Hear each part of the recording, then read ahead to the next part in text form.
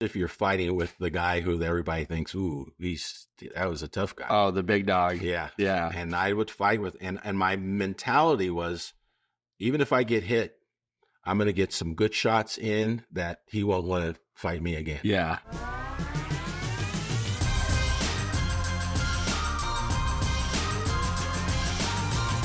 Hey, it's Harry And Carson. with the Pillars Podcast. Real talk for real growth. Let's dive in. Carson, how you doing today? Good. Glad to be back here. Oh, yes. I'm glad to be able to talk to you about what we're talking about today. Yeah. We're talking about warriors, being a spiritual warrior, being able to fight in a spiritual way, to be strong in, as many might say, bad. Bleep. I love it.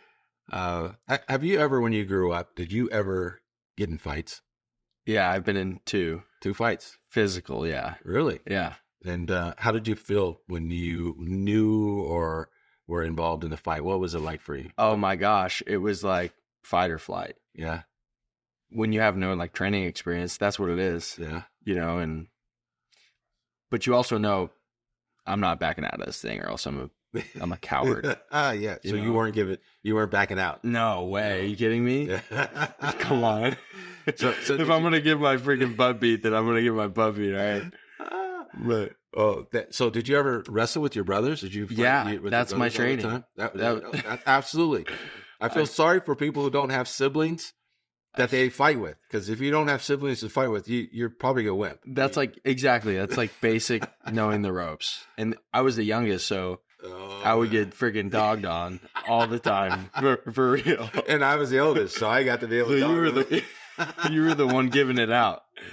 Yeah. I have 4 brothers, and Oh my goodness. and whenever we wrestled around the house, it was always me and the younger brothers against like maybe the 2 other ones, and so it would be the bigger middle ones and me, and just the little one who I'm kind of basically trying to not get him to mess around and cause me to get in more peril. Okay, gotcha. But I learned to fight with them, and they wouldn't let up on me, and I had cousins that we got to fight with and everything, and so I developed a mentality of fight and dominate very early. I remember getting in fights in elementary school, in junior high, and by the time I got to high school, nobody would fight me anymore. I mean, we traveled and went around the different cities, and every city that we went to knew it's what happens. People are going to challenge you. And I had 4 younger siblings, so I knew if I let somebody dominate me, it's going to roll downhill, and my siblings are going to feel it. And so I learned very quickly, if you're saying, let's fight, the fight happens, and you missed it. Because it was like, we're on right now. Yeah. And when I went to new cities and I did that, then people would go, wow, yeah, maybe we don't want to fight him. That kind of sets the tone. Yeah, it sets the tone, especially if you're fighting with the guy who everybody thinks, ooh, that was a tough guy. Oh, the big dog. Yeah. Yeah. And I would fight with, and my mentality was, even if I get hit, I'm going to get some good shots in that he won't want to fight me again. Yeah. It was just that mentality. And so I've adapted that into where I think about a spiritual walk, because we're in a spiritual battle, and we're in a battle against a dominant force out there who is against what it is that we believe in, and is against, in many ways, against truth. And for us to be men of God, we've got to have a lot of courage to be willing to stand up and fight. But we're not fighting, with our human muscles. Yeah. We're fighting from the strength of the God of all creation. Yeah, of our the spirit. Most powerful entity. So that should give us even more courage when we fight against what's like an example of spiritual warfare? Oh, it's a good example. Well, one is what we don't see, right? Right. The powers of the forces that are happening against us. Things are happening in our life that aren't working, or we see things happening in a different part of the world that are destroying people, or an evil that is taking place in a community or in an institution or something like that. Spiritual forces are happening around us. And so when we see those things, we're encouraged to pray on behalf of those things, to pray earnestly, because we're not, our prayers are just words that are just floating in the ether. Our prayers are a direct line to the God of all creation, all powerful. The Bible in many ways calls him the armies of the the armies of the heavens, of the hosts, king's heavenly hosts, the armies of like I can't think of that right now, but heaven's armies. He is the king of all of that. He is the powerful, and not only that, he can simply speak a word, and it will happen. So our prayers we're asked, encouraged to say the prayers to initiate his will on earth and these things, so we get to stand in that gap. So that's in the spiritual world where we're talking, but also where that comes into very practicalness for us to be being courageous is to stand in opposition to truth. And our world is that one's huge. Is leading in a different direction. It's a world around us, full of lies. Even more so today.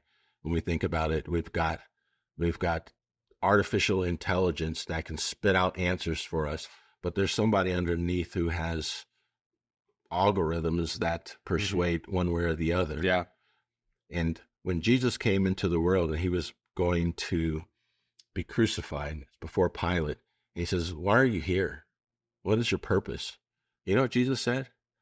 He said, "I came to testify of the truth." He could have said, I came to die and save people of their sins and everything, but he came to testify of the truth. He came to the core of what it is, and to testify of the truth. You know how imperative that is in regards to salvation anyway? Let's go back to the very, very beginning. Enlighten me. Why did the world fall? Why did the mankind fall? Adam. And how did that occur? By disobeying God. Eve disobeyed God. Who caused them to disobey? The devil, the serpent. By doing what? By tempting them, by telling them that they should eat of what God told them they shouldn't. Told them the truth, right? Yeah. Or no, he lied. Sorry, he lied. He lied. He lied. At the very start, and Jesus told them before. He said, "You're even the righteous leaders." He told them, "You are of your devil, the liar." Yeah, he lies. That's the only weapon he has against us, is to deceive us. And the reason why Jesus came to testify of the truth is so that we would know when the deception came. Yeah. Hey, we're glad you joined us today. If you're resonating with the conversation, hit subscribe and stay in the loop.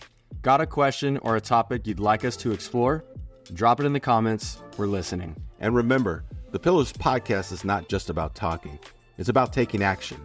Check the link for more. And we are living in a time where there's deception all around us. Everywhere. And if we're not discerning of the truth, we're going to go astray. And so for us to fight the battle of lies that are trying to deceive and to take the hearts and minds of people in very, very real ways, to mess with their minds, to take away their peace and their joy, to disrupt societies by with deceitfulness, stealing, and not providing the needs of what people really need. There's deception all around us. Oh, yeah. And when we are able to discern the truth, and if we speak the truth, there's going to be a lot of battles. Yeah. People are going to fight us because wherever they're holding on to truth is because they want what they want, and they're willing to deceive and lie and cheat for it. I'm thinking of this thing that happened to me considering spiritual warfare, and I'd never experienced it like this, but I got baptized back in April, and my parents had warned me. They said, "Hey, when you get baptized, the devil likes to attack you and rob you of this great thing, this great work that God is doing in your life." And so I was like, okay, just kind of expectant. And this one day, I just couldn't stop thinking about an ex-girlfriend, and it was like intoxicating. And I was like, Lord, what is going on? I know this is not of you. And I know that the devil's attacking me. Please, just save me from this. And it went on and on and on. I kept praying and just went out through this one day. And I had this urge and this feeling, maybe I should message her, which is obviously not the right thing. My phone's on the other side of the room. And I said, Lord, if this is not from you, then would you please just show that to me and reveal that to me? Because the spiritual warfare was so strong in my head. And supernaturally, a song started playing on my phone across the room. And it was like At the Cross by Chris Tomlin. It was a worship song started playing. And it was unbelievable. And it was like the Lord had answered my prayer right there. And it was because I had that warrior spirit. No, I got to keep going. Yes. Lord, show me, reveal this to me. Give me that discernment. Yeah, that's beautiful. It was crazy. And you actually spoke the word. You engaged with him to say, help me. I need your help. Yeah. Yes. And he is not an idle God. I mean, I wish young men would really understand. This is not just a game we're playing. This is not just we're joining a club or something like that. This is the God of the universe who knows our name, who has a specific purpose for us. It's specific from the very foundation before he even created the earth, because he is so powerful that he sees the end at the beginning and he sees the beginning at the end. He sees it all. And that when we engage with him, he brings to bear for us, according to his purpose, the powers of heaven. Yeah.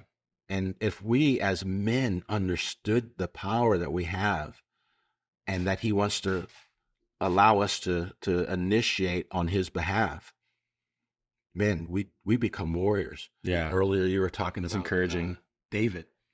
Yeah. He's one of your favorite characters in the Bible. He is. Wow. Yeah, he had one of the strongest warrior spirits. Yeah. And the odds were always stacked against him. Mm-hmm. And you see that throughout 1st and 2nd Samuel. Yeah. And you see it throughout the Psalms. Mm-hmm.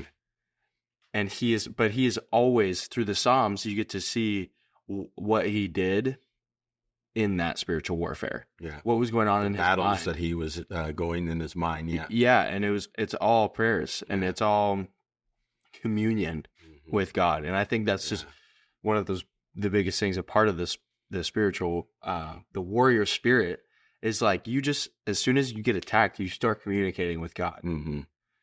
So you bring up a really good point. You talk about how he was one of the greatest warriors. In fact, he was not even allowed to build a temple for God because he had shed so much blood. He was a warrior that shed so much blood. So God said, no, I'm going to let your son do that because, you're a man of war. So he had that. But what was also revealed about this strong, dominant, powerful man of war was also this man who struggled. He struggled with a whole lot of stuff. He was broken. And so when we think about being men of warrior spirit, that warrior spirit also is the awareness that this warrior also has this gentle dependence on the God who made him. When David had sinned against God and had done something, and God was going to punish him for what he had done, there was going to be this consequence. And the prophet asks him, like, do you want to be in the hand of God for this, or do you want to be in the hand of man, where man would reap the punishment on him? Yeah. And David said, oh, no, far from it be. Let me be in the hands of God, because he's a compassionate, gentle God. He knew in his relationship with God over the times that he had struggled all of his life that no matter what, God is still very gentle with me, very passionate and comforting to me. And so he said, let God do what he's got to do to correct me. Yeah. But he won't overdo it. He'll do it properly. Justly. But a man, if I'm in the hands of a man, he might be corrupt and cause things to happen to me that would be unequal to what he would want. Because the heart is deceitful above all things. Who can know it? Who can know it?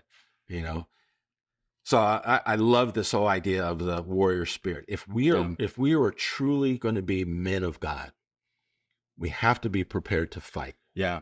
And to fight in a way that we are willing to bend our knee. One, to the King of Kings, and one, to bend our knee even in the face of opposition that we'll experience. Yeah. Depending on God's power and strength. It's interesting when you say bend the knee, because it's like sometimes in those spiritual warfares, we have to get on our knees. Amen. Right on. Because that's how we fight. Well, we have to start there for sure. Yes. So I love that you mentioned that. Yeah, we have to do that. So when I encourage men to be real men, I'm not trying to say, oh, it's going to be easy and nice and quiet. No, to be a real man, it's going to take a spirit that's a warrior spirit, that is willing to stand up against opposition. You got to be men.